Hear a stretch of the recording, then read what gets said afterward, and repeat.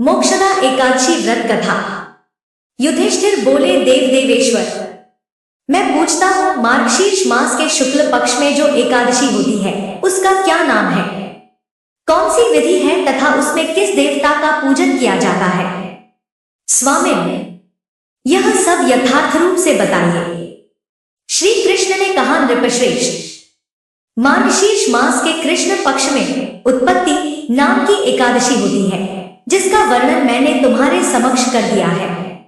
अब शुक्ल पक्ष की एकादशी का वर्णन करूंगा, जिसके श्रवण मात्र से वाजपेय यज्ञ का फल मिलता है। उसका नाम है मोक्षदा एकादशी, जो सब पापों का अपहरण करने वाली है। राजन, उस दिन यत्र पूर्वक तुलसी की मंजरी तथा धूप दीपादि से भगवान दामोदर का पूजन करना चाहिए। पूर्वोक्त विधि से ही दशमी और एकादशी के नियम का पालन करना उचित है। मोक्षा एकादशी बड़े बड़े पातकों का नाश करने वाली है।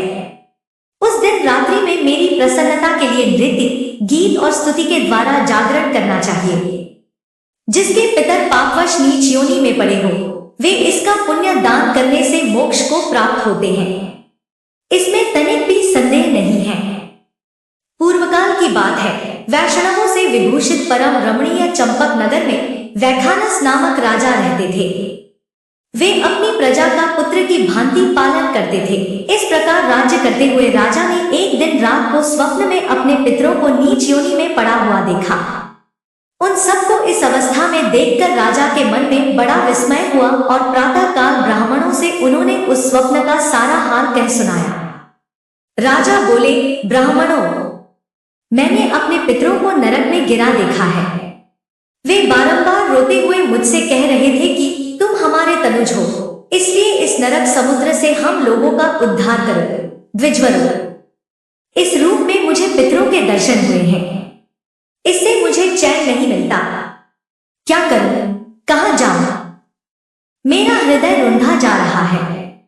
द्विजोत्तमो, वह व्रत, वह तप और वह योग जिससे मेरे पूर्वज तत्काल नरक से छुटकारा पा जाएं, बताने की कृपा करें। मुझ बलवान एवं साहसी पुत्र के जीते जी मेरे माता पिता घोर नरक में पड़े हुए हैं। अतः ऐसे पुत्र से क्या लाभ है? ब्राह्मण बोले, राजन, यहां से निकट ही पर्वत मुनि का महान आश्रम है। वे भूत और भविष्य के भी ज्ञाता है। नृपश्रेष्ठ, आप उन्हीं के पास चले जाइए। ब्राह्मणों की बात सुनकर महाराज वैखानस शीघ्र ही पर्वत मुनि के आश्रम पर गए और वहां उन मुनिश्रेष्ठ को देखकर उन्होंने दंडवत प्रणाम करके मुनि के चरणों का स्पर्श किया। मुनि ने भी राजा से राज्य के सातों अंगों की कुशल पूछी। राजा बोले, स्वामी, आपकी कृपा से मेरे राज्य के सातों अंग सकुशल हैं, किंतु मैंने स्वप्न में देखा है कि मेरे पितर नरक में पड़े हैं। आता बताइए, किस पुण्य के प्रभाव से उनका वहां से छुटकारा होगा?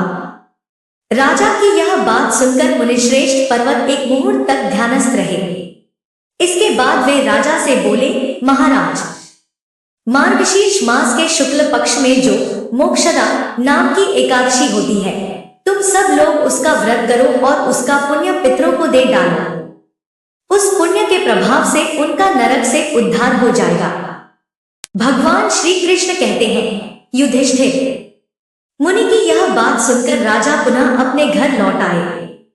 जब उत्तम मार्गशीर्ष मास आया, तब राजा वैखानस ने मुनि के कथनानुसार मोक्षदा एकादशी का व्रत करके उसका पुण्य समस्त पितरों सहित पिता को दे दिया।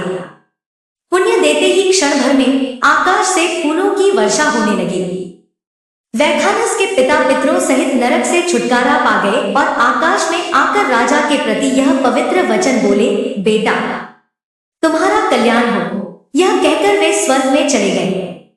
राजन, जो इस प्रकार कल्याणमय मोक्षदा एकादशी का व्रत करता है, उसके पाप नष्ट हो जाते हैं और मरने के बाद वह मोक्ष प्राप्त कर लेता है। यह मोक्ष देने वाली मोक्षदा एकादशी मनुष्यों के लिए चिंतामणि के समान समस्त कामनाओं को पूर्ण करने वाली है। इस महात्म्य के पढ़ने और सुनने से वाजपेय यज्ञ का फल मिलता है। जय श्री हरि, जय मां एकादशी।